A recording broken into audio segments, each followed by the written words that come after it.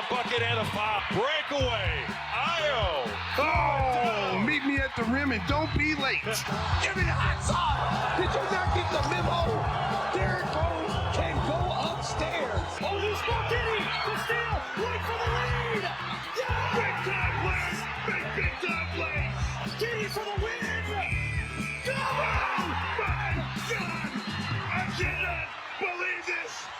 Improbable. Hey, everybody, time for a brand new edition of the Gimme the Hot Sauce podcast. We are getting very close to the start of a new NBA season. Media Day, just a couple of days away. That'll be followed by some preseason games. The Bulls have 5 on their preseason slate this year. And then Stacey and Adam are off and running. Ready to go, man, my friends?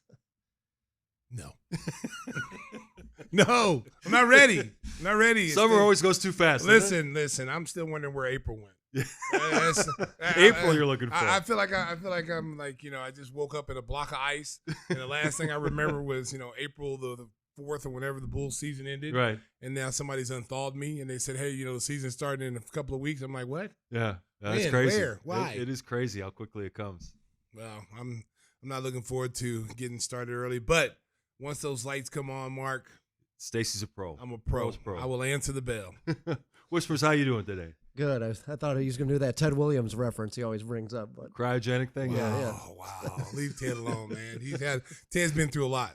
He's been through a lot over the years. Especially his skull. Oh, wow. Yeah, the start is the worst part of it. That's right. Dying and getting your head chopped off. That would be the worst stuff. And then getting dropped when you're frozen. It really hurts. Come on, man. It sounds like a what are we watching segment. Wow. That's a man code violation. That one's coming. Wow. That's terrible. I don't know about you guys on this show anymore. Well, if you caught last week's episode, we had breaking news right when we were taping. Josh Giddey agreed to a 4-year, $100 million contract, and that sets the table for the start of training camp. And nice to have all your ducks in a row right now. I mean, they know what the roster is going to look like, and it's going to be interesting to see how playing time is divvied up and how they use the young guys. Well, again, they're going to be guard heavy. The good thing about Josh is they got size at that position. He's a very durable guard, so it's not like he's going to be a guy that's going to miss games due to injury, hopefully. His track record doesn't show that he misses games due to injury. Last year, he came into the season with a hurt ankle that he hurt during the Olympic qualifiers, and so he wasn't 100% when it started. And then he got healthy towards the trade deadline, and then everybody saw what kind of player he could be. So I'm expecting him to man that position. I expect Kobe to man the 2 position. And I think both those guys together. Then you have Io, who will be healthy, who's coming off a shoulder injury. He's itching to play again. So, I mean, your guard rotation with your veteran guys, and it's really funny calling them veterans because they're all like 25 years old. Right. But they've been in the league now, 5+. So it gives the Bulls some flexibility to use them in different sets, ability to use them in different ways and find different combinations that work. I think the key for them is to get off to a good start. Now, we don't know how things are going to shake out. The Bulls have a lot of guys of comparable skills, comparable size. I think a lot of the writers and media people have been penciling in Isaac Okoro as the likely starter at the small forward spot, but they could go a variety of ways. They could start Patrick Williams there. They could start Kevin Huerter in a 3-guard lineup. Which way you think might be the best for this group? I'm going to Okoro. He was a starter in Cleveland. He's a high-energy guy. He's a guy that is an instant energizer. You don't ever have to worry about him being ready to play and bringing energy every night, and that's what the Bulls need. You don't need guys out there that you got to set an alarm clock for them to let them know like it's time to play. Every night you've got to bring energy. Every night you got to come with it. And even talking about the Bears, the same thing. Those guys, on Sunday have to come with it every night. And if you're not ready to play, someone is ready to take your minutes or take your playing time. So this is a kid that I think a fresh start will do him well. I think he got lost in the shuffle in Cleveland, with the 2 guards they have there and with the 2 bigs. So he was kind of the odd man out. He's probably the 5th or 6th man in that rotation as far as the importance of Cleveland. And I think here his role will be much better. It'll be bigger and it'll be more defined where he can get off a little bit. Because I think people think he's a bust. Most people outside the NBA think the kid's a bust. I don't think he's a bust. I just think that it's a situation of being he's a proven starter in this league. He's an A+ defensive player. We don't know what he can do offensively because he's never been asked in Cleveland to carry any kind of load offensively. So we don't even know if he's an offensive-minded player or not. But we do know that he's an athlete. He can get up and down in the court in transition, and he will defend the best player at that small forward position. Yeah, he shot 40% from the three-point line last year and even higher on corner threes, and he's going to be getting a lot of those with Josh Giddey and Kobe White driving to the basket and kicking it out to the corners. And I think the Bulls now have done a better job of surrounding the big man with shooters. I think there's going to be more options for catch-and-shoot threes now. Well, I mean, I don't think – I mean, if you look at the way the team is set up, you've got, after the trade deadline, you had shooters. You brought in Kevin Huerter, and it took him a little time to get used to playing in the Bulls system. He's used to coming off screens, pin downs, curls, and he had to learn how to be a spot-up shooter. But once he figured out how he can get his shots, his three-point shot started going up, the volume started going up, and he started making shots. So I think now being in the system now for half a season, he understands where his offense is going to come. I think Josh Giddey's going to be much better than he was last year. He didn't have to worry about a contract. Kobe's going to shoot the ball. So the Bulls have some really good shooters. I mean, Vucevic is going to be back. You don't know what kind of shooter he's going to be because every other year is different. One year he's a great three-point shooter. The next year he's not a good three-point shooter. So we'll be interested to see how that pans out. Speaking of Vooch, social media is crazy. You see all kinds of posts, rumors, and all this stuff. And sometimes if you go down a rabbit hole, you're not coming back. So It was funny. I saw something. This was a couple of weeks ago. The Eurobasket tournament has just been completed. Germany won that tournament, but Montenegro, Vooch was playing representing his country and playing well. He had a good tournament there. But there was this big banner post going, retired, and they showed his picture. Well, he announced he's retiring from the representing his country. Yeah. But I looked at it like, what, did Vooch retire? Wow, Mark. No, I didn't fall for it, but I'm just saying, it's was funny. Was that the NBA Centel, whatever that place is? They got me one time during the year. They got me one time. I forgot what it was, but they reported something. Yeah. And then I said something on Twitter about it. And then come to find out it was fake. I was like, oh. So now anytime I see any news, I look first to see where it's coming from and who the source is. So, yeah, I could – listen, who knows what's going to happen with Vooch. Last year of his deal. It's the last year of his deal. That's very attractive to teams going into the playoffs next year. I think that's what the Bulls are counting on because they couldn't get what they wanted for him in the summertime. So they're not just going to let him walk. They're not just going to give him away and settle for anything. He can still be part of a package deal. You're starting to hear this Kuminga talk again. That just popped up late, just recently. I don't know how much that's true, but if you're the Bulls, you're thinking, let's go ahead and let this play out. We got an established center here. That's something we don't have to worry about. You still got Jalen Smith, and you got Zach Collins, two young kids that are still there. Come trade deadline when a team is desperate for, a proven center in this league. And if I'm Billy Donovan and I'm AKing these guys, I'm telling Vooch, like, look, if you want this, because this is what he wants. He wants to be on a playoff caliber team. He wants to be on a team that's going to win, right? So I'm telling him, if you want to be that player, you have to play that way here now.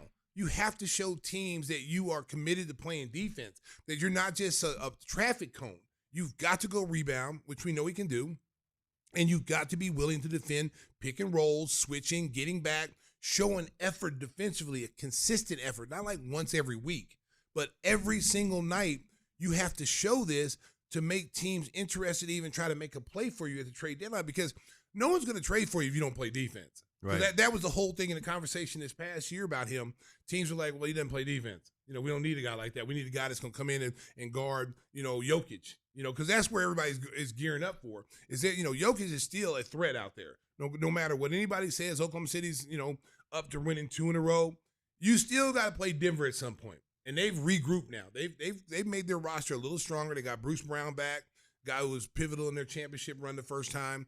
And they've really, I want to say they improved their team. So Jokic is still out there. So if you need a guy like Vooch who can stretch the floor, that can rebound for you, and if he can show teams consistently this season that he can defend and he's giving you effort on the defensive end, he's going to be ultra attractive. Mm-hmm. And the Bulls might be able to milk something more than a second rounder for him if he plays at the level that he's capable of playing, like an all-star caliber level. Yeah. So you mentioned Jonathan Kuminga, and there is some news on Monday regarding his status. Shams Charania, we double-checked this to make sure it wasn't Centel or something. Yeah.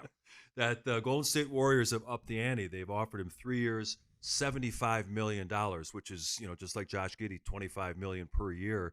You think that's enough to get him in camp, or do you think he's going to do the 1-year thing and try to be unrestricted in the summer? Well, if you're him, you can't gamble, because you saw what they did to him. When he didn't take the first contract, they stopped playing him. Mm-hmm. And they was like, hey, we'll go with our guys here. We don't really care. We'll just sit you out. So that's a gamble to do that again, to say, okay, I'm not going to go for that. I'm going to sit out. I'm going to take the 1-year deal. I'm going to play the 1 year out. They got too much power to sit him and really ruin his market value, because that's what they were kind of doing this summer. They really, and then once they realized they couldn't get anything for him because they destroyed his market value with the way they did him, it was impossible to trade him and get what he's worth, because they know inside that organization what that kid is worth. They know he's worth first round material.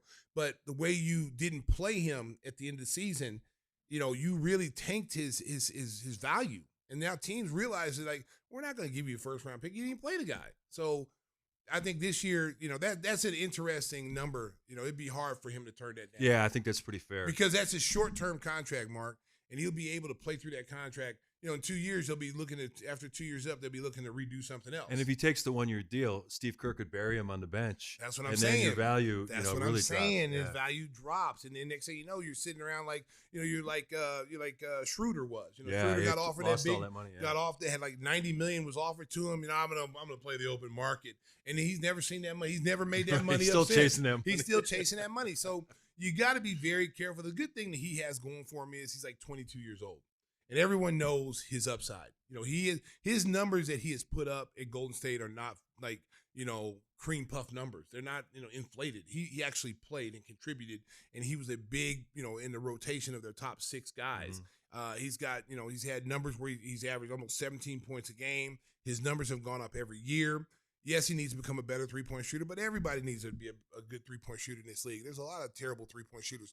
But look at it last season. 15 points a game. And limited playing time, 27 games 22 played. minutes. And this is not coming from he was hurt. He missed games because he's hurt.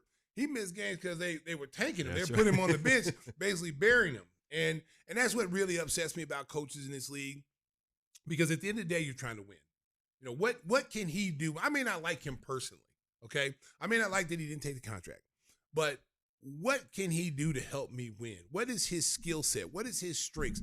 I got to find a way to put my personal business to the side.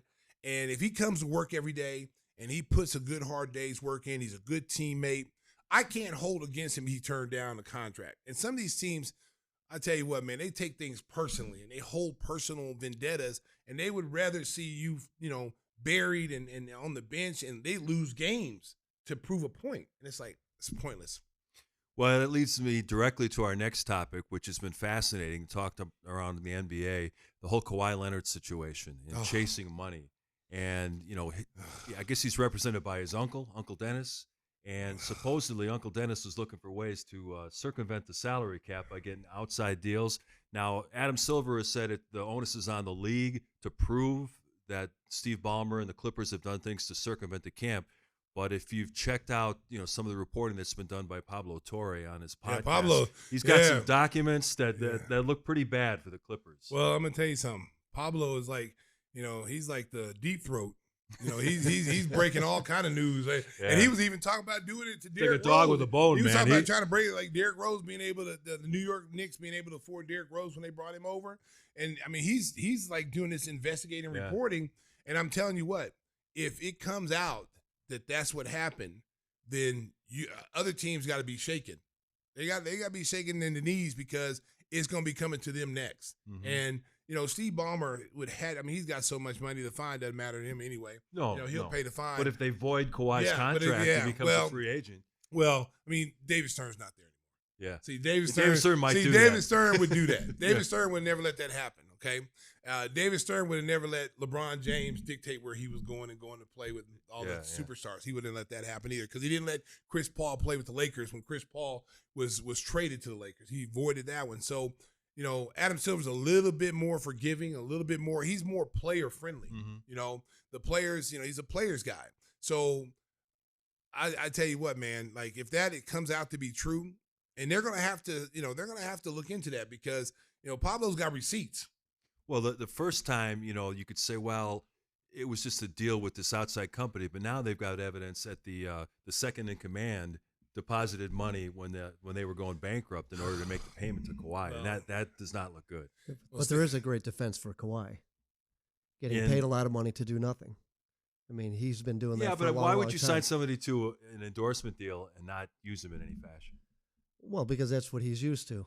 I'm going to take the money and but do I mean, nothing. even to use his picture on stuff, they didn't do anything. I know they didn't, but with all that's the not money. his fault. I mean, from his side, he can say, hey, they didn't use my likeness. They didn't put any images up. They didn't ask me for a voiceover. But now that you've got these money transfers, that's hard to. Yeah, I'm just talking about Kawhi's. I'm just talking about Kawhi's defense, Yeah. not the company's defense. He's not guilt free from this because he's being paid to absolutely do nothing. Mm-hmm. So if that's the case, then it's like, oh, wait a minute, okay, so That's like you at Oklahoma here last year. Mark, that's uncalled for. Mark, there's a statute of limitations. They can't. I know. I ain't gonna lie, America. I took a pay cut when I Mark, left it went 2 Oklahoma, years baby. after. Let's not kid ourselves. Hey, we had NIL back in the day, but we didn't call it NIL, baby. We called it Boosterville, baby. Boosterville. Dr. Pepper Fansville. Hey, baby. I'm sorry, baby. Statute of limitations. But anyway, the truth about that is, if that was the case, and Pablo Torre seems to have receipts on all of this, it's going to be hard for the Clippers to unless he says somebody went rogue in his office and did this on his own, but you still sign the checks. You still have to sign off on everything. Yeah. That's your money. It ain't the second man in control's money. Right. So you had to have known about it. So What about Steve Ballmer's defense? He's the most overpaid guy in history. Well, like Stacey mentioned, the money's not going to bother him, but if they start taking draft picks away, that's going to hurt them a lot. Well, that's going to hurt them a lot, and a big fine, and losing draft picks. You know, they could take like the next 5 years. Sure. Draft Remember picks the Joe Smith thing in Minnesota? They lost like 5 picks. I'm telling you, that's because David Stern was there. David Stern didn't play. Adam Silver might well, you know what? How about this? How about we just say you can't have picks in 30,000, 28. There might not be an NBA back then, in the future like that. But it's sad that if that's happened and they were able to do that because, that's cheating. Somebody else could have tried to get Kawhi Leonard. Somebody else could have tried to put him on their roster. Kawhi Leonard, somewhere down the line, Kawhi Leonard's kind of lost what made him good, what made him great. He was like one of my favorite players because he wasn't a typical superstar. He didn't act like a superstar. He wasn't a prima donna. He's a guy that came and got everything through the mud. His story is unbelievable. Lost his father, his sister. Popovich basically nurtured him and got him into their system where he learned how to be a pro, playing with Ginobili and Duncan and Parker. And he was like the fourth man, but eventually he ended up kind of being the number 2 he was guy. the Finals MVP in San Antonio. So, and he's just him and Giannis have always been my favorite guys because they're just so anti-superstars. They don't need the fame. They don't need to walk around and beat my chest. I'm Kawhi Leonard. I'm Giannis, the Greek freak. They don't have to do all that stuff. They let their play do their talking. They come every single night. And Kawhi's problems probably started with the injury. The injuries to him. That kind of where it started, where he had to go see his own doctors. He didn't trust, San Antonio's doctors, and that, his uncle said, we're going to go over here. And that's kind of where it all kind of started. And he started being able to get power a little bit, understanding what his power was as a player. Because it's hard to have power when you're the 4th or 5th option. And when you become the number 1 option, finals MVP, you got a lot more options than the regular person. And then, he started recognizing that. And so, and then, getting Paul George to LA, kind of pulling the LeBron card, getting the players that you want to LA. You give up Shai Gilgeous-Alexander, who turns out now who's an MVP, winner. He's a finals MVP guy. He's just a phenomenal player. You gave up him. That could have been a big part of you winning the championship with the Clippers. Yeah, it's just fascinating. I know that that when you played, things were a little bit different. But did you ever hear any rumors or talk about guys trying to go around the rules to get extra money from the team? No, because we had a cap. The salary cap was a lot different than what it is now, and you just couldn't do it. There wasn't really a lot of maneuvering teams could do because you had caps. You had each player counted towards your cap. So you had your top player number 1, 2, and it went down the line like that. And so you didn't have any of that. You know, if they would have tried it, you would think he would have tried it with Michael Jordan. You know, well, or Scotty. Remember when Scotty was always wanting to renegotiate his contract? If you could have found a way, if the Bulls at that time could have found a way to get him money in a different manner, but then, as you mentioned, the rules were a lot tighter back then. Well, David Stern would have came in with like the sheriff at the OK Corral, and tell him what he would have done. He would have probably taken draft picks. He probably would have find you a lot of money, and then you have to ask yourself, is it really worth it? When you look at the Scotty situation. The NBA wasn't making as much money as they're making now. Even though it was profitable, money was really good during the 80s and 90s. Well, there's that famous story where Jerry Reinsdorf told Scotty, "Don't sign this contract because you're going to play and you're going to regret signing that long." And he knew that there was going to be influx of money through TV and merchandising, and he did tell him that. That's common knowledge. He did tell Pip not to sign it. He didn't tell his agent. He told Scotty that. Right. And Scotty wanted more for security because of the back situation and not knowing what his situation be. What if my career is over? Poor. You wanted security. And he wants security. And there's nothing wrong with that either. Mm-hmm. And then all of a sudden comes to pass. Well, here comes this big influx of money coming in, and and sure enough, he missed that where other players were able to get it. And Jerry's not the one. Once you sign that contract, that's it, and that's how it should be. Until it's time for you to renegotiate your deal. If I sign you to a contract, Mark, and you sign a 3-year deal, we're not going in after the first year. Right. You could have a great season. We're not going in every year renegotiating your deal. You're going to honor your 3-year deal, and then we'll, if you continue the ascension that I think you're going to be on, then we'll pay you what market value is. But once you sign that deal, it's over. We're not renegotiating, and that's how owners should be. You mentioned Giannis. He and his Greek team won 3rd place, the bronze medal at Eurobasket. It was interesting quotes from Giannis. He was so enthralled with this accomplishment for his country, and no other NBA players besides his brother Thanasis. And they were able to beat Finland to win the bronze medal. And he said afterwards that this is probably the greatest achievement of my career. And he's an NBA champion, but it shows how much pride he has in representing his country, which is a great thing. Well, his situation is totally different because this is a country that took him in, and his family had been moving. They can never get settled anywhere because they always constantly had to get, move somewhere else and change their identity because they were getting taken out of countries. And Greek took him in, and then they pretty much raised him, as a basketball player, and you go back and the Giannis story, which is what is it called? There's a couple of them. The one is the best one. Though. The first one came out was the best one. I think it's from Disney, but it was the best one. The Disney one was the best one. When you go back and you look at his situation and where his family has come from, it's a tight knit group. His brothers got to play with them and play on that championship. You saw Thanasis and the younger brother, who's Alex, I think is his name. Alex is the youngest, who's playing overseas, who's really doing well right now. Hint, hint. If I'm Bulls, if you're listening, we might want to go kick the tires on a little Greek freak. He might be out there. He might be in the league in the next year or so, killing. And everybody's like, "Hey, Stacey said that." But for him, he's always been about loyalty. Mm-hmm. You've ever heard him talk? If you ever listened to the kid talk, it's always about loyalty. It's always not about, well, I need to go join a super team. I need to do this. I need to bring this guy here. I think he kind of dabbled in it a little bit when you had the Drew Holiday trade for Dame Lillard. Yeah. And I think, he tried to wash his hands of it like he had nothing to do with it. Like, we all know his big hands was all over that trade, okay? Because that trade doesn't go down unless they ask him, okay?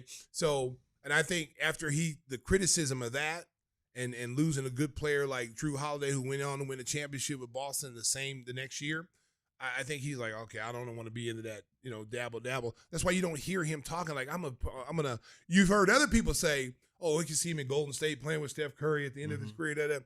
You don't hear him saying that, but you hear other players like, yeah, I would like to do this, I like to do that. LeBron James, I like to play with Steph Curry. Who would you not like to play with, LeBron? who have you not played with? You played with possible 15 Hall of Famers. So, but you don't ever hear him saying that, which is very refreshing. And he's just a good kid that you want to see. You want to see successful and keep pulling for. He's got a family now. He's got more kids now. They're 4 kids, yeah. Jesus, he went from 1 to 4. It was like little Furbies. What are those little gremlins? You put water on them, then another one pops up. And yes, he had 1. Now you got 4. So, and they're all boys. I think he got all boys. So, So hey, that's a twisted analogy. Shout out to Greek Freak. Hey, they didn't call him a Greek Freak for nothing. Go to sleep at night. Yes, go to sleep at night, baby. The Antetokounmpo family and Furbies. Only here on Give Me the Hot Sauce. I think it's time to take a break. Woo! We're going to bring in our buddy Glenn Morgan to go through what happened in Detroit yesterday. We are contractually it was a massacre in obligated Detroit. to do that. But first, I want to tell you about one of our great sponsors, our good buddy Jeff Vucevic. He can take care of all your insurance needs, auto, home, and business. He is our friendly nationwide rep. You can reach him at Jeff Vuk. That's VUK.com. The phone number, 847-825-4783. And pretty soon you'll be hearing this jingle multiple times a week, courtesy of Stacey King. Whoa, whoa, whoa, whoa. Nationwide is on your side. That was the album cut version of the Nationwide That's the remix, jingle. baby. The remix. Mark, come on now. The Bull season right around the corner. The crowd going wild. Coming up next, we talk Bears with Glenn Morgan on Give Me the Hot Sauce. All right, now we come to the part of the show that we've been kind of dreading after watching the Bears this weekend lose 52-21. Dennis Allen's defense giving up 511 yards of total offense. Jared Goff throwing 5 touchdown passes. Before we bring Glenn Morgan in, I want to ask Stacey, Dan Campbell really loved that, didn't he? I mean, getting to run it up on his former offensive coordinator because Ben Johnson was getting so much shine for being the focal point of the Lions offense, and they couldn't do it without him. Well, let me tell you something. That was a good old let's take him behind the woodshed and spank that ass. That's what that was. And I'm telling you what, going forward on fourth down. Yeah, at the end of the game. That was an obvious, flipping the finger to you, and to seriously. And they're supposed to be friends. Yeah, that was almost. To be, yeah. And from here on out, if I'm the Bears, that's personal now. Yeah, that's personal. Got to be. It's personal. It's one thing beating us. It's another thing taking our face and just rubbing it in there, and then listen to Dan go, yeah, with his veins popping. He's got his biceps. Before the game, he said, "Hey Ben, hold my beer." Wow. That was ugly. That was ugly. Let's bring in our Bears analyst, Glenn Morgan, kind enough to join us on the Give Me the Hot Sauce podcast. And you heard Stacey's thoughts. I mean, the Bears defense I thought was going to be a strong point of this team, and they just got embarrassed, obliterated. Now news on Monday, courtesy of Adam Schefter, that Jalen Johnson's groin injury is potentially very serious. He's out indefinitely. They're going to decide whether or not he may need surgery, which could mean he'd be lost for the season. TJ Edwards aggravated his hamstring. People don't realize how important Kyler Gordon is. He has not played in the first 2 games. What do you make of what happened to the defense? Because I was totally not expecting something like that. No one wants to hear this, but again, it's a significant sign of growing pains. I heard Briggs talk a little bit about it the other day in regards to communication. I think the communication isn't in sync just yet, and guys are assuming that their teammates are going to be where they thought they would be, and vice versa. And so you saw that on a busted play to the deep pass. And with that, when you have three guys and your safeties are trailing, the receiver by like significant yardage, you realize there's a breakdown in communication. With that, it's a lot more back to the drawing board. On top of the fact that you lost 2 of your better defenders, and especially guys who were in pass coverage.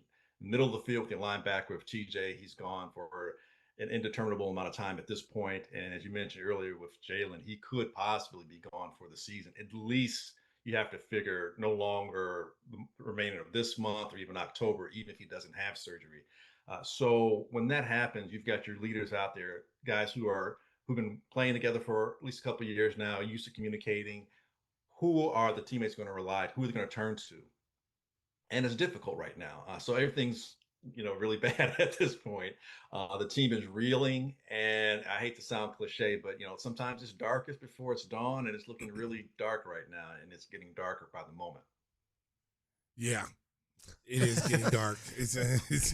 I feel like I'm blind right now. I can't see anything. Let me just say this. The way the game started, they answered their first score. They answered what Detroit did. I'm like, okay, this might be a shootout. This might be a game where you might be seeing, 30, 40 points put up on the board with both teams really having a high-octane offense. And then all of a sudden, it just stalled for the Bears. They just couldn't get a rhythm. It couldn't. The timing was off. Detroit's defense started, like really getting active and really causing a lot of problems, especially in the middle of the field where, they wanted to throw the ball in the middle of the field. They were knocking balls down, intercepting passes. Did you sense the same thing? Well, yes, definitely. I'll tell you what. Here's the good news. Oh, hell no. There's no good news. Oh, no. No, here's the good news. Things are progressing very slowly, incrementally, small increments. This is back-to-back weeks of 20 points being scored. Now, granted, 7 of those points came last week when, there's interception for a TD return. It's going to obviously take some time. There are still it's still a matter of the coaching staff acclimating to what the players can and cannot do. Caleb looked better a little bit longer than he did the previous week. But again, that interception he threw was really bad. And what happens right now, what we're seeing is that when this team gets punched in the mouth a little bit, they're reeling. And they're reeling for a while, and it takes them longer to reset. They're learning how to make these adjustments, and they don't have contingencies for being punched in the mouth just yet. There's nothing consistent. The running game looked a little bit better, but again, it wasn't able to sustain. You only have 2 running backs that you're really using. Your tight ends are on milk cartons right now. I mean, really, you've got Komet and Loveland combined targets, 9 targets on the season combined with 5 receptions and no touchdowns. You look at Tyler Warren, who was drafted by the Colts. He has 16 targets, 11 receptions on the season. And if it really gets worse, you look up North Kraft, their tight end. He's got 2 touchdowns in the season already. So right now, the emphasis on the running game and controlling the middle of the field, which you referenced, Stacey, it just isn't there right now. Your tackles didn't look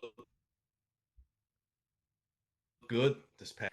Both those guys look bad for different reasons. You've got Wright looking bad with, again, pre-snap situations, holding situations, and you've got a turnstile on the left side right now. So none of these things are looking good, which is where a true number 1 in DJ Moore, and he's tied with targets with Zacchaeus with 11, no touchdowns in the season. Now, what is good, and I mentioned there's some good news, Odunze. He's 9th in the league right now in yardage, receiving yards, and he's tied with 3 touchdowns as far as leading the NFL with receivers. And so it's a good synergy he has between Caleb, and that's great. But the rest of the team right now is struggling and suffering. And this is where Ben Johnson's going to have to really put on his hard hat and get to work. And I tell you what, you mentioned that butt whooping, that kicking the what? Well, yeah, you definitely feel it to the tune of 52 points. I mean, literally, you saw the Lions score 4 times more just in one game than what they did last week against Green Bay. And they scored 13 points last week. They only had 246 yards total. They doubled that with a little bit more against the Bears this past weekend. So, yeah, man, it's dark right now. But I tell you what, getting your butt whooped that bad, it makes everything that much more clear. There's a lot of work to be done. No ifs, ands, or buts about it. And I don't want to say you can only go up because it could get worse. This is only with game 2. It's a long season. Attrition can happen through injuries and whatnot. So if nothing else, there's nothing else to cloud your minds that we could have, should have won this game like the week before. No, you pretty much had no shot once the third quarter began.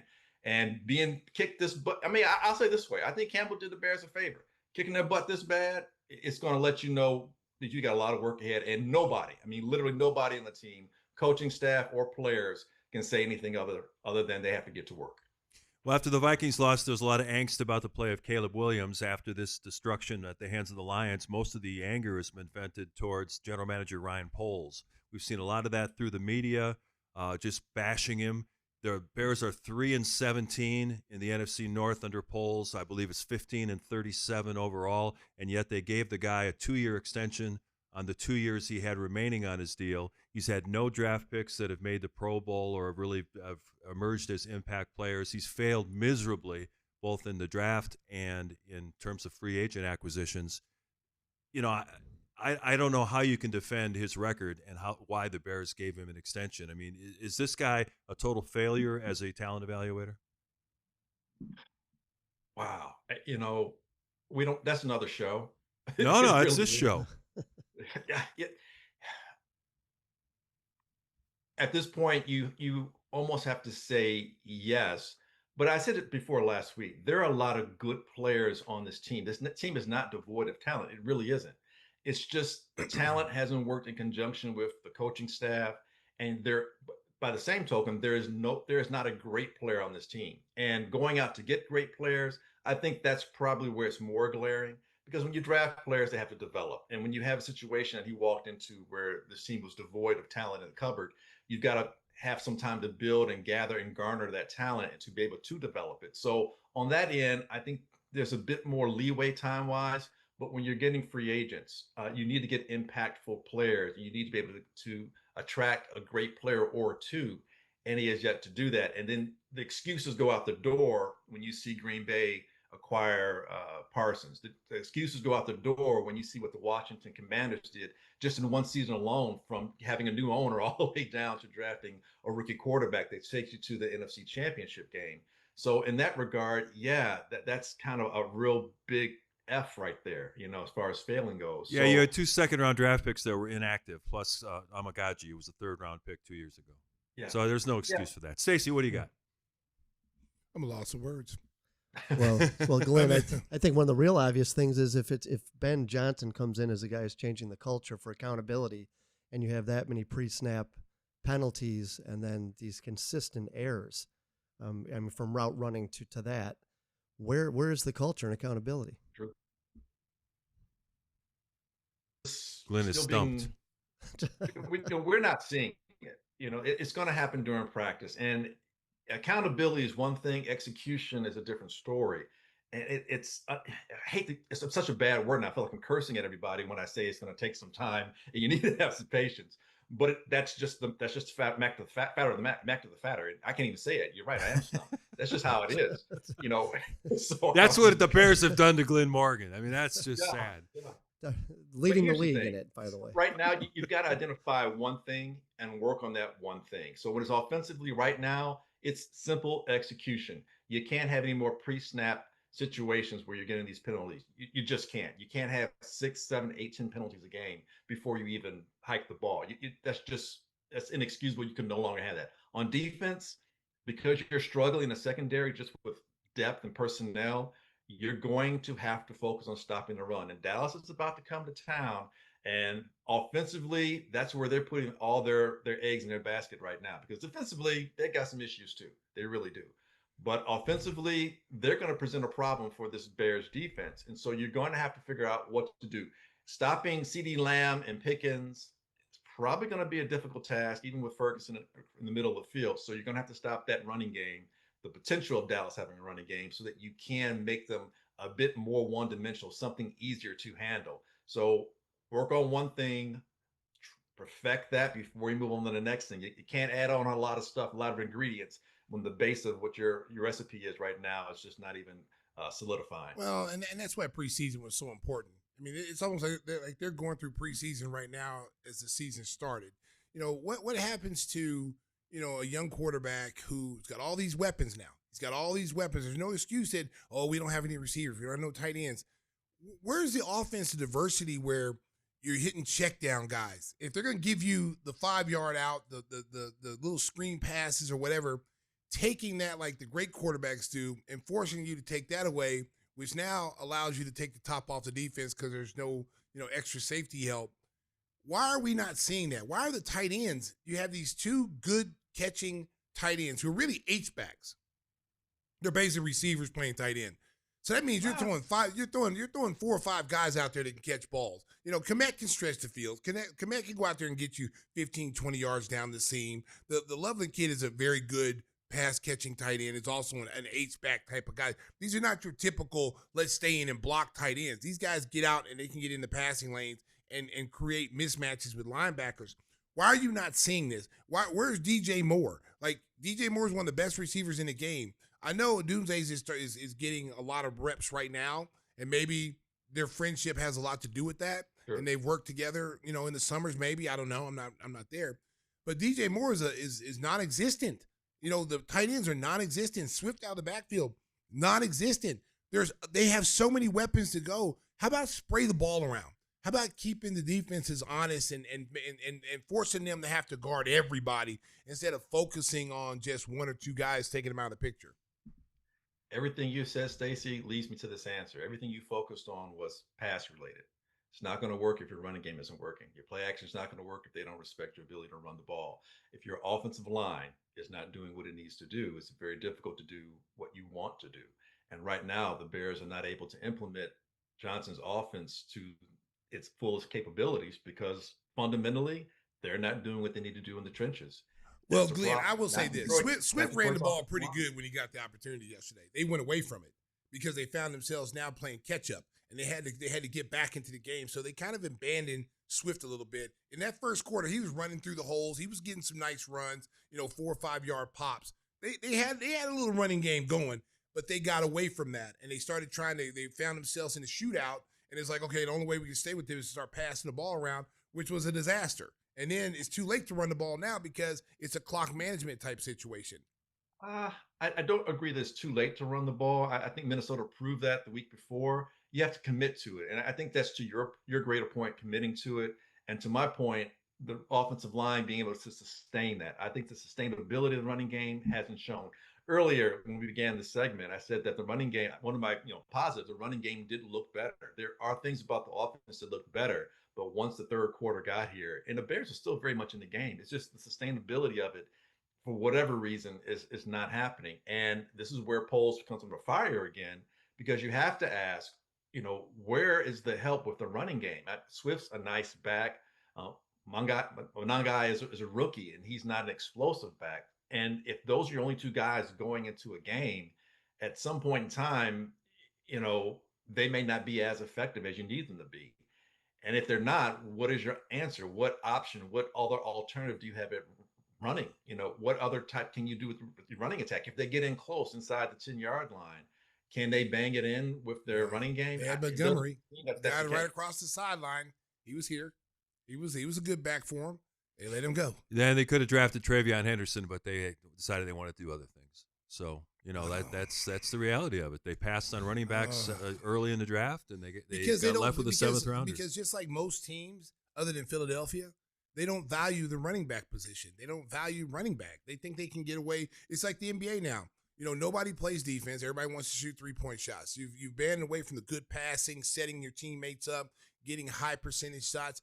That's all gone now because people want to shoot 3-point shots all night long. So the beauty of the game is no longer there. It's like basically street ball. It's the same thing in football. If you abandon, you don't value running backs. Philadelphia has shown you how important Saquon Barkley is by the way way he plays there and the way they paid him. Okay, they value that. They know they're not winning the Super Bowl if that guy is not in that backfield. If he wasn't in the backfield last year, they were not going to win. They'd be a good football team. Probably got to the second round, but they're not getting to the Super Bowl without Saquon Barkley. You don't have to go that far, Stacey. You just look at the Detroit Lions with Gibbs and they got a good running. The teams there are certain teams in this league that still value running the football, and there are not a lot of them. Not a lot of them. There's a lot of teams that value passing.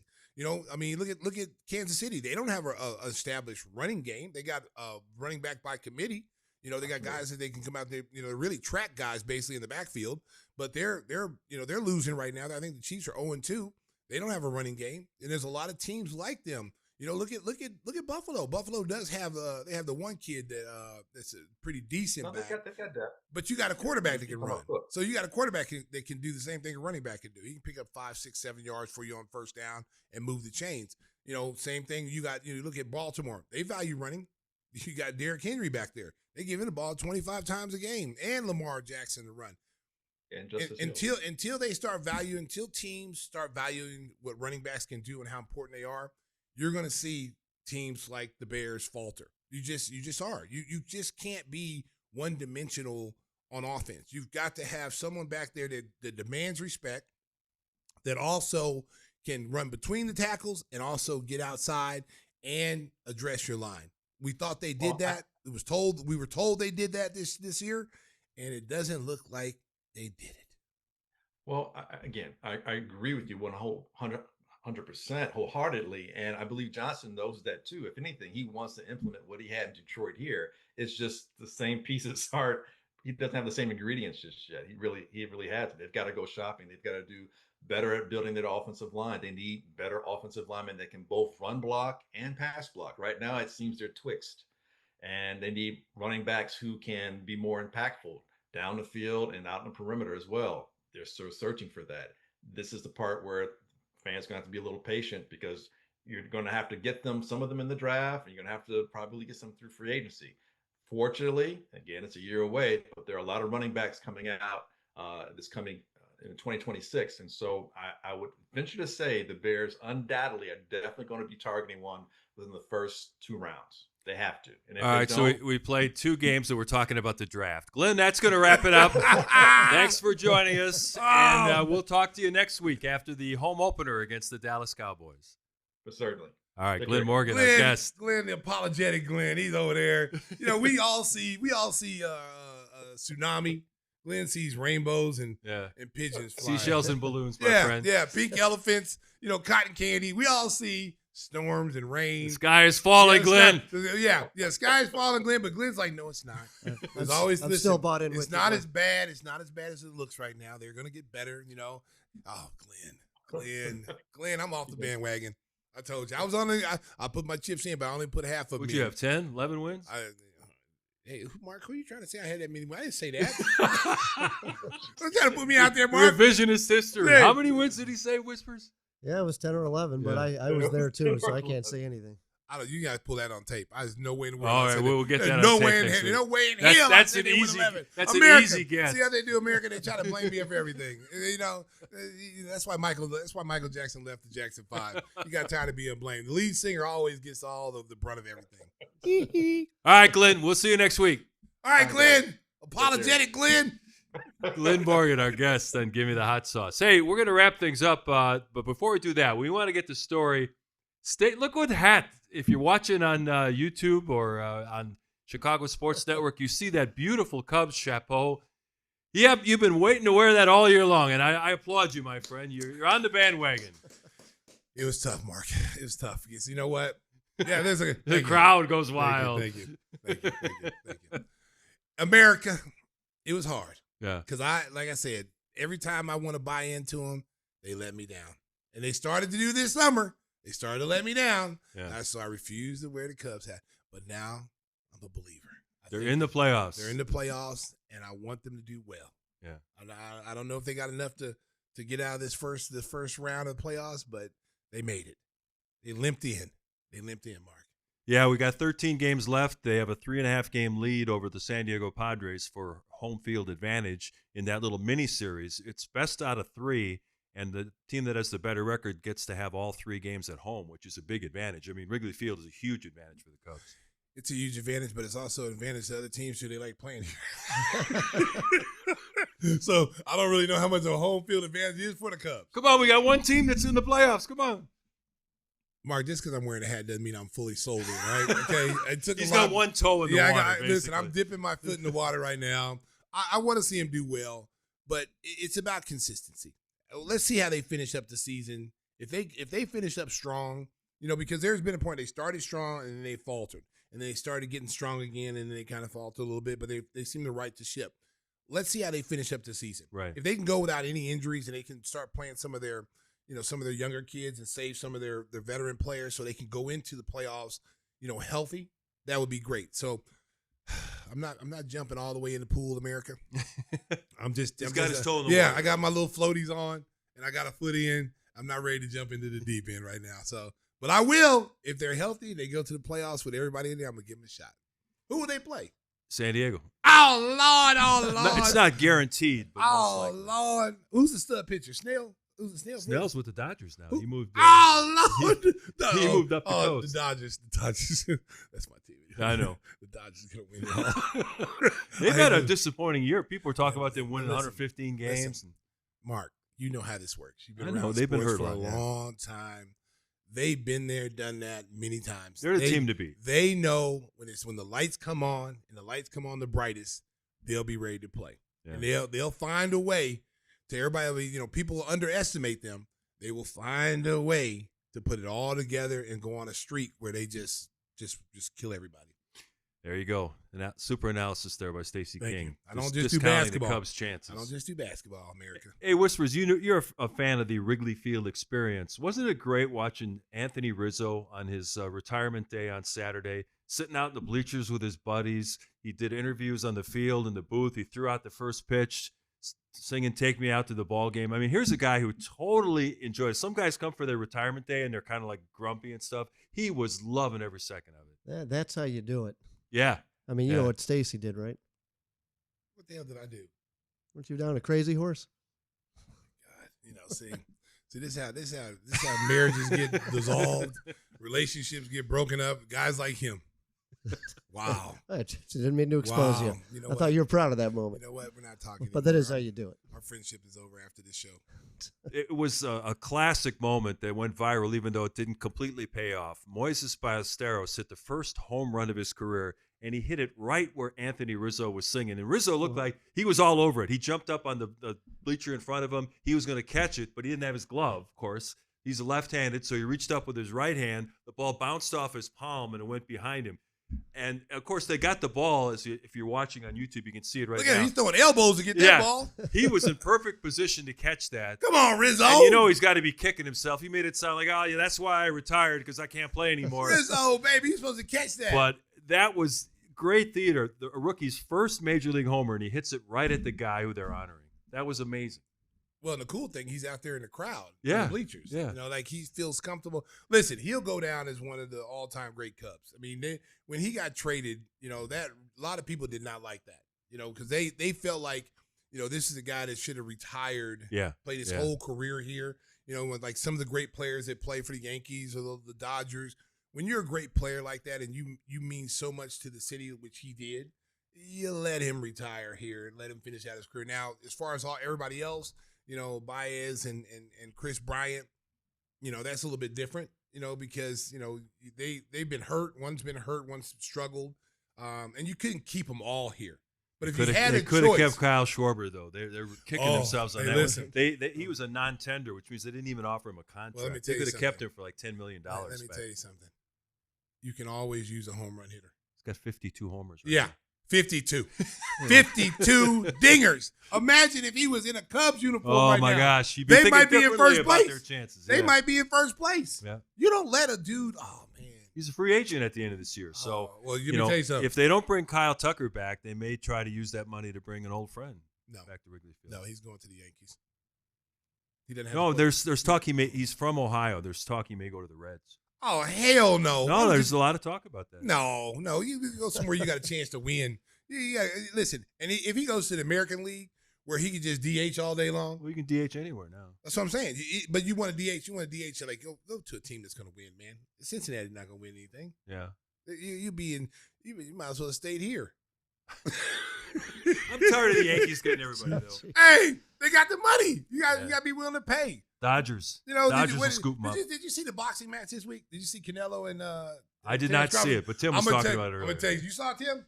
Yeah, well, I saw the replays of it. Oh, I wasn't staying up till 2 in the morning. Listen, let me tell you something. It wasn't 2 in the morning. Come on, man. Anyway, it was one of the best boxing matches I've seen in a long time. No one gave Terrence Crawford a shot in hell to beat Canelo because he had to come up 2 weight classes to fight Canelo at his weight class he's been fighting at since he's been a boxer.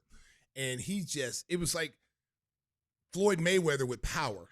Like he outclassed Canelo, beat him to the punch, made Canelo look like an amateur, and took all his belts. Yeah. I'd be interested to find out what the betting line was if you betted on Crawford, because no one had Crawford winning at all. No, I mean, people had him getting stopped by the 4th round. And they had Max Kellerman on there. He was on there. Listen, I love Max Kellerman. Max Kellerman knows boxing, but he was really bad in this boxing match. He was horrible, man. They should have just turned his mic off. He said some sayings, man, Mark, that I was just like, it was terrible. He's like, you got to go back and watch the replay, Mark. Some of the things he said was just out of line. It was just crazy. But Terrence Crawford will go down in his era as the greatest boxer. He's already considered the pound-for-pound champion and the best boxer right now, but he will go down as the greatest boxer of his era. To do what he did, he beat Errol Spence, a year and a half ago, which no one thought he could do. I didn't think he could do either. I was an Errol Spence fan. Then he goes up in weight, 2 weight classes. He had to go up. He had to put on like 180 pounds and then cut back down to like the 168, super middleweight. And now he's the millennial champion. He owns all the belts. He's the king of the ring.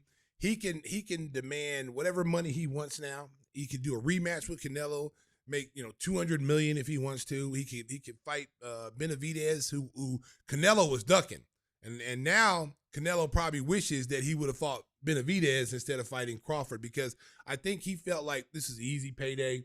This guy hasn't really fought anybody. He's smaller than I am, but I tell you what, man, Crawford from Omaha, Nebraska, is one of the toughest people you'll meet. He doesn't shy away from contact. He stood toe-to-toe with Canelo, and most people don't do that. Beat him to the punch. It was an awesome fight. Look, watch this swing right here. Well, he hits him right there with the left. Boom. Canelo's like, well, damn, you ain't supposed to hit that hard. and that look right there, and he had that look most of the night because he was beat to the punch most of the night, and it was a really, really good boxing match. And if you didn't see it, man, go get the replay. It'll go down as one of the greatest fights. So since the fight was available for free on Yes! Netflix, did your sons watch it at home, or do they still come to your house for the food? Everything's free. They still watch it at the house because there's still Because food you were involved. catering it. Yeah. It's free food, So, but it was. You know what? I was really surprised how good it was on Netflix. Oh, good. Because normally they've had problems with big events. Oh, in the past. I know. They have Netflix. You have the pay-per-view, and pay-per-view always runs smoothly, but you're going to be paying like $100 to see a fight like that. But to see it on Netflix and That's it was great. done, and it seemed like they learned from the other times they've had fights on there. There wasn't like streaming issues. There wasn't like Paul. The only thing I would do if I was them, I would get the best boxing commentators. I would go out and get Jim Lampley. Jim Lampley to me is one of the greatest, announcers in the boxing game. Period. Larry Merchant. I don't even know if Larry Merchant's still alive.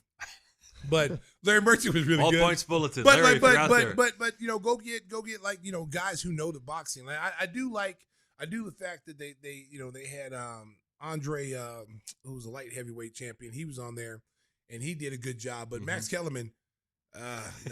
Stacey's panning I'm not. He said some things, man. I was just like.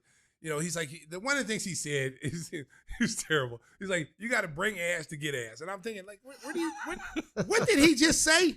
I was like, no, you can't say that. That's not something you say on a boxing match. If you were saying that if you were at a strip club or something like that, I can see, but you're on a boxing match, bro. You can't say that. And he said it with conviction.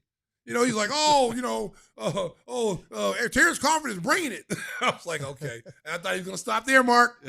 Then he felt good about what he said, and he went to the net. I went on Twitter, and I said, did he just say what I think he said? And everybody was tweeting back like, oh, my God, I cannot believe he said that. Was like that's like the dumbest thing you could say in a boxing match. Like, whew, that's something Tim would say. And then we'd have to hit the little button, beep, beep, Yes, just like whispers. He's hurt right now. No defense. He's hurt right now. No, I like Kellerman too, but yeah, at least he has an opinion and stays with his convictions. You got to give him that, and he always has been like that. If he picks a winner, he picks one. He doesn't vacillate and say, "Well, maybe this guy or it could be this guy." Did you see the interviews? Did you see his interview? Yeah, and he was also in the documentary ahead of time talking about it. Let me tell you something. Which was a great documentary. His interview was just like cringy. It took like an hour to get the question out. It's just like you're sitting there like with bated breath, like, okay, are you going to ask him what it felt like to be a champion? That's a simple question. It's a softball. He's like, you. Oh no. I'm like, you ruined the moment. You had a chance you had Terrence Crawford there. He just accomplished something that nobody thought he could do. And your questions were not good enough for that moment. And it's like, wow. Well, bring Larry Merchant back. I picked Crawford, though. You know how? Because after I saw Canelo's house in that documentary, I'm like, he's not motivated anymore. It's over. Listen. Here, I ain't gonna lie. I honestly thought once Angel Reese came in Crawford's locker room, Angel Reese walked in the locker room, And boxers you never see boxers let women come in their locker room. You know, for whatever reason, if they're focusing, or they don't even let a lot of people come in their locker room, just their people, their intermediate people, because they want to stay focused on the moment. And I saw Angel Reese walk in there with her girlfriend. I mean, I ain't gonna lie. Angel Reese was smoking. Angel Reese, she didn't look like a WNBA player, America. She looked like a model. So I was like, oh, man, Crawford's going to lose this fight. I said, there's no way now he can come back from that. He's taking pictures with her. She looked like Shaq to like Kevin Hart. That's how the height difference was between the two. Yeah, she's like 6'4". Yeah, she's tall, and she made him look little. And I was like, the heels too. And then Canelo had Sophia Nagir, what's her name? Vergara had her come in, the cha-cha-cha lady. You know, she came in. I was like, okay, he's going to lose now. It could be an ugly fight. Both of them had women come in the locker room. It's not going to be a pretty fight. But it turned out to be a great fight between two great fighters. And the one thing I liked about Canelo that a lot of fighters don't do, they don't hold themselves accountable. They always have an excuse why they lost. You know, well, I lost because of this. I lost because the dog ate my homework. The Martian came down and took me from Earth. They always had these excuses. But he literally said he was a better fighter than me. He deserved to win. They said, were you surprised? What were you surprised with? His speed, his power, his movement in the ring? He said all of it. Well, Reese told him to throw some bricks, just like she does. Okay, we're over here. See, you know what? There's always he's got to take an unnecessary shot. There's always got to be. There's always got to be somebody that's in the darkness that comes out of the shadows and say something, and then vacates and goes back into the darkness, and then me and Mark get blamed for it. Yeah. Okay, that's him. If we were nice, we'd edit that out. Yeah, we're just gonna let you leave it in there. Yeah, we're gonna let you suffer on that one. That's what Twitter's for. You're gonna die on a hill on that one, buddy. But Angel, seriously, Tim Kelley. Listen, Angel Reese was man. She came. I didn't know who it was at first. I was like, "Who's this girl coming in like this, like 6'2", 6'3" model?" I'm like, and it was like Angel Reese from the Sky. I'm like, "Are they playing? What is she doing? What is she doing at the back?" I think it's time to stop now before we head down a very dark and lonely path. Angel, I love you, girl. Hey, but it does lead us right into future MVP, baby. What are we watching? These guys watched the championship fight, and there was another big event. The annual Emmy Awards were on CBS yesterday. And the show that cleaned up was one we've talked about on streaming before. It's called The Studio. Seth Rogen is this incompetent studio executive who wants to produce films, and he's got all kinds of problems trying to get stuff done. It's a great comedy. It's extremely well written and well acted. It's got a great supporting cast. They won 13 Emmy Awards, the most ever for a comedy series. So if you haven't watched it and you have Apple Plus, check it out. It's really a good show. It's different than most your traditional sitcoms because it just centers around his incredible incompetence, which is what Seth Rogen specializes in, and it's a fun show to watch. Yeah, I mean, it's not Emmy's not something I'd watch. That's usually for old people. But Mark, you must have been awful bored to watch Emmy.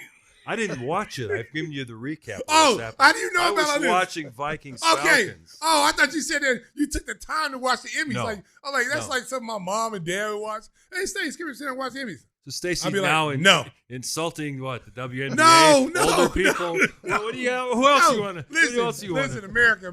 You pile on. Mark is a young guy. Look at how young Mark looks. Look at him. He got his whole salad up here. He's well. I didn't watch the Emmy. He plays pickleball. You can get a recap of what happened. It's I thought, but you said what? But the whole premise is what are we watching? So you said the studio. I watched the studio. And then you watched the Emmys. No.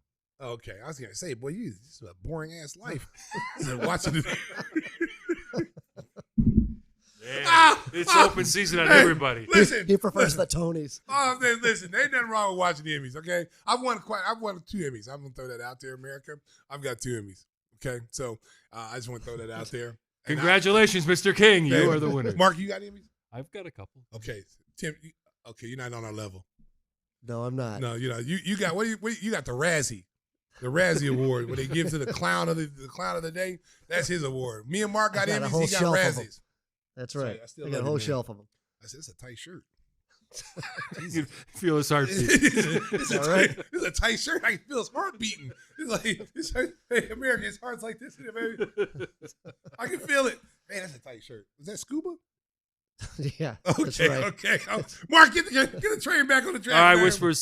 Since you've insulted people in your last comment, what are you watching? I couldn't keep up with his insults, but I'm watching the Heist of the Century. All right. So a true story about a 2003 heist of the diamonds in Antwerp. And they've never recovered the diamonds.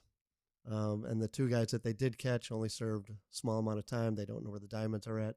But they're very clever in their path to throw the guys off. They threw videotape all over the roads. And people thought, oh, it's the security tape. They spent days, if not weeks, putting it back together. And it was just a whole bunch of pornos. So, wow. Yeah, that's to throw them off. Oh, but then now you got Stacey's it. No, that's his kind of movie. You know what I'm telling you. But then they made the mistake of leaving some Ron of them Jeremy, garbage. baby. I wasn't a man with. I didn't meet Ron Jeremy. I don't even know what the guy looks like. That guy met him. Hey, that's an American hero. Oh, okay. All right, Stacey, you watched the fight. What else you watch this week? Oh, Mark. What did I watch this week? Oh, I watched the Denzel movie on Apple. Was that any good? With the man, Is it over? It's about Denzel being like an ex-rapper, but he's an I saw the executive trailer now. for it, yeah. And so his best friend's kid gets kidnapped and held ransom, and he's got to try to find him. And A$AP Rocky's in it, who's a big time rapper who's married to Rihanna. He's in it. There were some good parts in it, but like I said, it's one of those movies like you fall asleep in the middle and then you wake up and you realize what the whole movie was all about. Yeah. That's kind of what it fit. I felt. Well, you get to. We were talking about this before the show that there's so many streaming services now. They have to generate all this content. A lot of stuff's going to miss because they're producing these things quickly, trying to get them out. This is Spike Lee produced, right? And so you round up these names and you're like, we got to get this thing out real quick. And sometimes it's not as good as what you're used to seeing. Those type of it's like the Terminal. Is it the Terminal List? Yeah. That's good. Let me tell you something. That's a great show. Okay, Dexter is good. Yeah. There's a lot of good shows out there. But it's almost like we're in COVID again, where they're like putting all these different movies, these short movies out, and you're like kind of like, there's so many of them. Yeah, and if they get a big name star, that'll generate clicks. The other show I just watched, and I was like, the Murder Robot or the Killer Robot or something that's on. Yeah, I've seen that. You saw it? I haven't seen the show, but yeah, well, don't see it. Hey, that's what we do. We're giving you a service. We'll tell you what not to watch as well. Thumbs down. Thumbs down. It was so boring, and I thought Alexander Skarsgård. There's the highest to lowest. Yeah, that's Denzel right there. Yeah. Listen, Denzel's a great actor. You can put him in anything, but there wasn't really nothing he could do with this movie because it was a typical Spike Lee movie where the camera moves with the play. Sure, it was a typical Spike Lee movie, and it has a hard time keeping you engaged. And I like movies that keep you like engaged, like you don't know where the plot twist is. It's a different thing. You think it's this guy and it's this guy. Mm-hmm. That's what I like to see. All right. Well, I think we've done enough damage here today. Yeah, we did. So I think Spike, I love you, Spike. Don't call me and say, hey, man, I heard you trashed my movie. Spike, I didn't trash your movie. I didn't give it an F. Okay? I gave it a D. Yeah, we were going to have Denzel on next week, but I don't think he's going to come. No, hey, Denzel. Me and Denzel got a little history. Rodney McRae is one of his best friends. Is that right? Yeah, Rodney. They grew up together. The McRae brothers and Denzel, they grew up in New York together. So, yeah, I got a connection to Denzel. That I don't know if you see this review, I might have burned that bridge. So he's won Emmys. He knows Denzel Washington. Listen, I'm just a man sitting next to the man, America. Yeah. I don't know anybody. I'm just a man sitting next to the man, And two weeks now, he's got to go back to work. So, where did April go? Where did April go? Mark, why do you keep saying that, Mark? I'm trying to enjoy these last few weeks, man. No stress, no drama. And I got to get the golden pipes ready. I got to get the energy level ready. It takes about 2 weeks for me to get myself together. I'm not ready yet. Hey, we want to thank everybody that watches us on a weekly basis, who listen to us on the various podcast services, and make sure to like and subscribe. And special hello to everybody watching on Chicago Sports Network. So until next week, drive home safe in Chicago. Beep, beep. He didn't come for the massage. He came for the facial. Don't sue him. Does anybody know how to post videos to Facebook? There's a block party. Reminder to get the invitation. That's a huge three. Mustard. Lonzo left alone. Gimme sauce. Able to swerve, bend that corner. That's the last time I'm going to see it. Williams straight on.